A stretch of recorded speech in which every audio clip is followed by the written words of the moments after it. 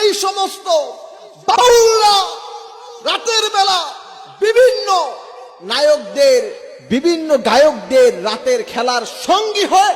বিশ্বব্যাপী এবং সারা দেশে ভাইরাল যিনি হাফেজ থেকে টিকটকার, আপনারা আমার সাথে অনেক আগেও দেখেছেন তাকে। আসসালামু আলাইকুম। তো যে টিকটক হুজুরটা আজকে সারা বাংলাদেশে ভাইরাল, সে হুজুরটা নিজের ভুল বুঝতে পারছে, এই জন্য সবার কাছে ক্ষমা চাইছে। তো আমরা সবাই তাকে ক্ষমা করে দেব। যে যা মানুষকে ক্ষমা করলে আল্লাহ তাকে ক্ষমা করে দেয়। তো অবশ্যই আমরা সবাই মিলে হুজুরকে এখন ক্ষমা করে দিই, যেন হুজুর আগের পথে ফিরে আসে। সবাই দোয়া করবো। ওনাকে ক্ষমা করে দেন ভাই, তাহলে আপনি ছেড়ে দিবেন সব ভাই। আমি সব চাইতে ভাই, রাত্র ভাই, কালকে সকালে ভাই আমি শার্ট প্যান্ট সব পুরালাম ভাই, আমি সুলবুল ভাইকে ঢেলাবো ভাই, আমার ভালো লাগে না, শান্তি লাগে না। আমি আগের মানে মনের ভিতরে অশান্তি লাগতেছে, জ্বলতেছে শরীর ভাই। এই এলাকাতে হুমকি দেয়, আগে মানুষ দেখলে সালাম দিতে দুঃখে কইটা পাইটা যায় যে কি করলাম।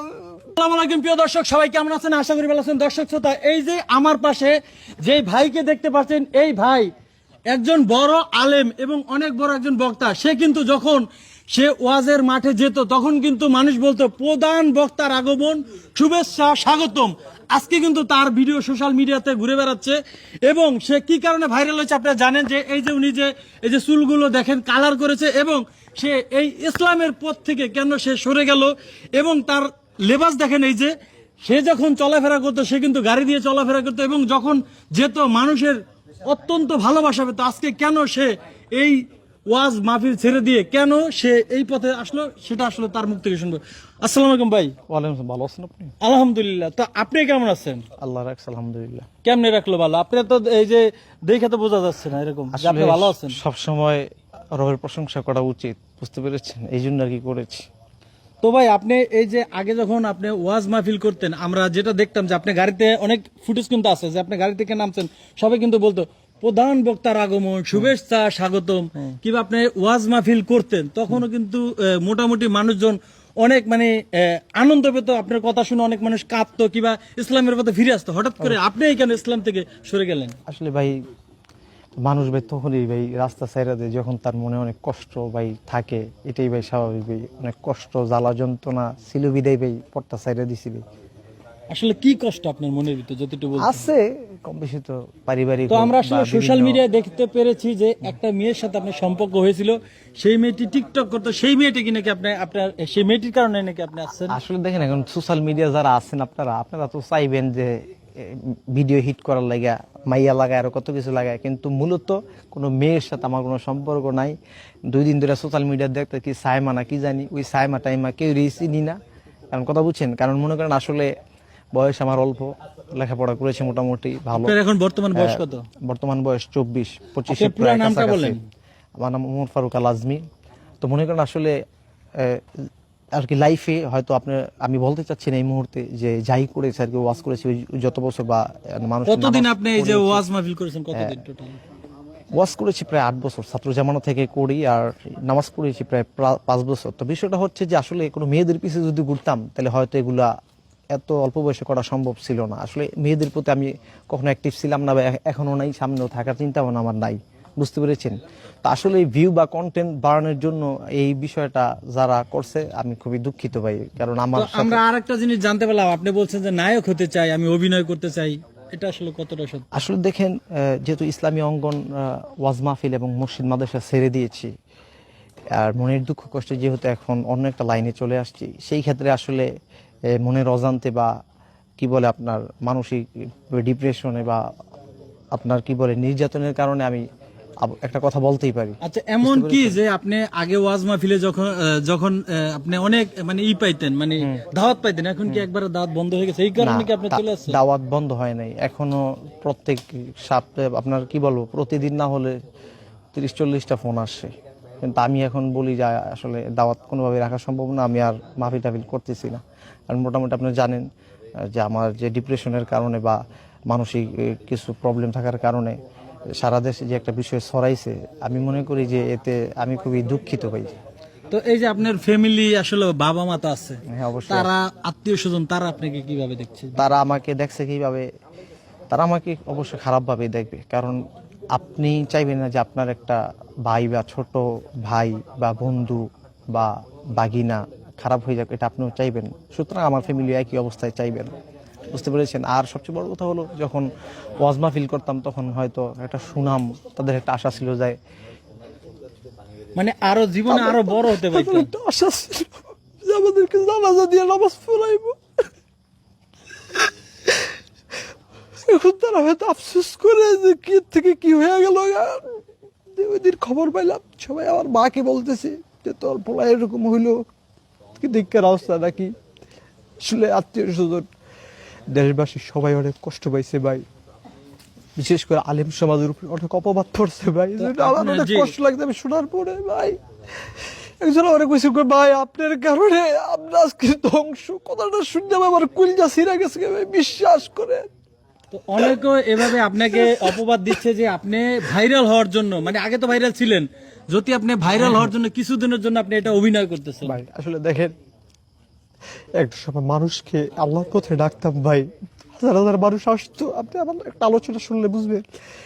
এখন বক্তারা অনেক অনেক কথা বলে ভাই, 1 ঘন্টা কোরআন হাদিস থেকে ভাই তাফসীর করতাম, 1 ঘন্টা সম্পূর্ণ ভাই ভালো কথা বলতাম, কখনো নেগেটিভ কোনো কথা বলি নাই। আজকে বাংলাদেশের আলেম সমাজ সাধারণ মানুষ আমার জন্য কান্দে এই কারণে যে এত সুন্দর ওয়াজ করে এই লোকটা কিভাবে এই পথে ভাই। মানুষে ভাই ফোন দেয়, ফোন দিয়ে যখন কান্দে ভাই তাদের কান্নার দোয়ার বরকতে ভাই আমি আর টিকতে পারি না ভাই, লাগে আমি কান ধরছি ভাই, আমি ছাইরা দিব, আমি আর থাকতাম না ভাই। অনেক আফসোস করে ভাই। বাংলাদেশের বড় বক্তা আব্দুল্লাহ সাইফুল্লাহ ভাই আমার ব্যাপারে একজন কি বলছে যে সে এরকম হলো কেন, কি দুঃখ। অনেক আলেমরা আবার খোঁজ খবর কোনো মাথায় কোনো প্রবলেম হয়েছে ভাই, বিশ্বাস করেন ভাইরালের কোনো চিন্তা নাই, মানে মাথায় প্রবলেম হয়েছে কিন্তু অনেক সময় মানুষের মানসিকভাবে ডিপ্রেশন মনে কষ্ট নিয়ে এখন সবার টেলিফোনে বা সবার দোয়ায় বা সবাই খবর নিতেছে, বলতেছে, বুঝাইতেছে, এই জন্য আসলে নিজের ভুলটা আমি এখন বুঝতে পারতেছি ভাই।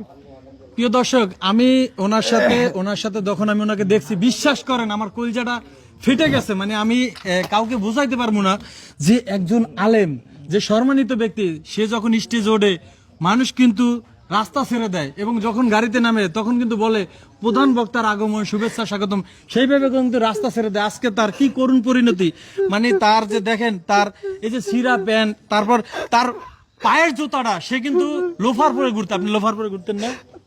দামি দামি জামা কাপড় পরতাম, দামি দামি জামা কাপড় পরে তো, এই যে উনি যেই জামাটা পরেছে মানে এটা পরার কথা না।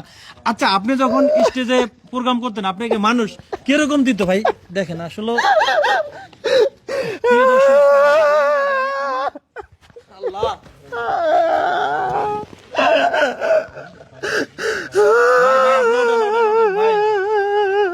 দেখেন, আপনাদের সবার কাছে আমি অনুরোধ করবো, যারা আপনারা ওনাকে ভুল বুঝছেন, আপনাদের সবার পায়ে ধরে অনুরোধ করতেছি, আপনারা সবাই ওনার জন্য দোয়া করবেন। ওনার জন্য একটু ভাই একটু ওঠেন, একটু বসেন ভাইয়া, একটু বসেন ভাইয়া, ভাইয়া একটু বসেন ভাই। ভাই আমি ভুল করছি ভাই, আমি একজন গুনাহগার বান্দা, আমি ওরকম কিছু না, আমি কিন্তু আসলে কোরআন হাদিসের ওরকম কিছু বুঝি না। আল্লাহ পাক তাকে কিন্তু এই যে কোরআন হাদিস থেকে কিন্তু অনেক কিছু দিয়েছে। আজকে তার বুকটা ফেটে যাচ্ছে, মানে এত কষ্ট হচ্ছে, মানে এতটা কষ্ট হচ্ছে, একটা মানুষ এভাবে কিন্তু কাঁদতে পারে না। আপনারা হয়তো মনে অনেকে বলতে পারেন যে অভিনয় করে, অভিনয় কিন্তু মানুষ এভাবে ওনার চোখের পানি কিন্তু অভিনয় না। আপনারা সবাই একটু দোয়া করেন ওনার জন্য, যেন উনি ওনার আগের জায়গায় যেন উনি ফিরে আসে। আমরাও চাই উনি আবার আগের মতো এভাবে রোয়াজ করে। আর আমি কি বলবো, মানে আমি আমার কলিজাটা ফেটে যাচ্ছে। কেউ আপনি ওনার আঘাত করবেন না। মানুষ, যেই কোনো মানুষ, মাথার প্রবলেম হতে পারে, মানসিক সমস্যা হতে পারে, সে মানসিক সমস্যার কারণে কিন্তু আজকে এই অবস্থা। একটা তার কিন্তু ফ্যামিলিও ভালো, ফ্যামিলি ভালো না হলে কিন্তু সে একজন কোরআনের আলেম হতে পারতো না। আলেম হয়ে কিন্তু আজকে দেখেন কান্না করতেছে, মানে আমার বুকটা ফেটে যাচ্ছে। আর যদি ওনার বাবা মা আত্মীয় স্বজন দেখে থাকেন, আপনাদের সবার কাছে আমি হাত জোর করতেছি, ওনার হয়ে আমি সবার কাছে আবার হাত জোর করতেছি যে মানুষ ভুল করে। দেখেন, কোনো মানুষের বিচার মানুষ করতে পারে না।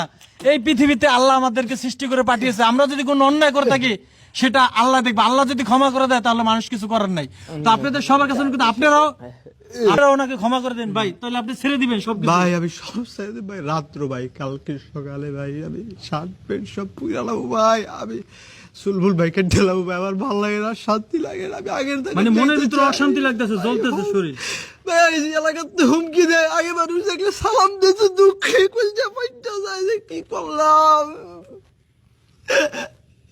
মানুষ আমার খারাপ কয়ে আমার কষ্ট কি লেগে যাবে, এই রাস্তা ছাইরা দিলাম ভাই। আমি ভাই ডরে ভাই, রাস্তাঘাটে জঙ্গলে থাই ভাই, গতকালকে আমার ফোলাফেনে মারছে ভাই। তো আপনাদের কাছে অনুরোধ করবো, দেখেন আপনারা কেউ ওনাকে গায়ে হাত তুললেন না। আল্লাহ পাক মানুষকে হেদায়েত দান করলে পৃথিবীর কেউ আসলে আটকে রাখতে পারবে না। আর আপনাকে যদি হেদায়েত আল্লাহ পাক না দেয়, আপনি হাজার চেষ্টা করলেও আপনি ইসলামের পথে আসতে পারবেন না, একমাত্র উপর আল্লাহ যদি আপনাকে হেদায়েত দেয়। তো আমি আর আজকের ভিডিওটা আর বাড়াতে চাচ্ছি না, আমার খুব খারাপ লাগতেছে। উনি কথা দিছে, দেশবাসীর কাছে কথা দিছে, আলেম সমাজের কাছে কথা দিছে, উনি আবার আগের মতো এই চুল কালার করছে, কালার করে আবার ঠিক করে ফেলবো। আগের মতো চুল কেটে যেরকম ছিল আগে, আলেম যেভাবে উনি ছিল ঠিক সেভাবে পায়জামা পাঞ্জাবি পরে ঠিক আগের মতো সে ইসলামের পথে ফিরে আসবে, কথা দিচ্ছে। ওনাকে যদি আল্লাহ ক্ষমা করে দেয়, আমরা আশা করবো আপনারাও ওনাকে ক্ষমা করে দেবেন। ওনার জন্য সবাই দোয়া করবে, ভিডিওটা শেয়ার করে দেবেন। সবাই ভালো থাকবেন, সুস্থ থাকবেন, সুস্থ থাকবেন। আসসালামু আলাইকুম ওয়া রাহমাতুল্লাহি ওয়া বারাকাতুহু।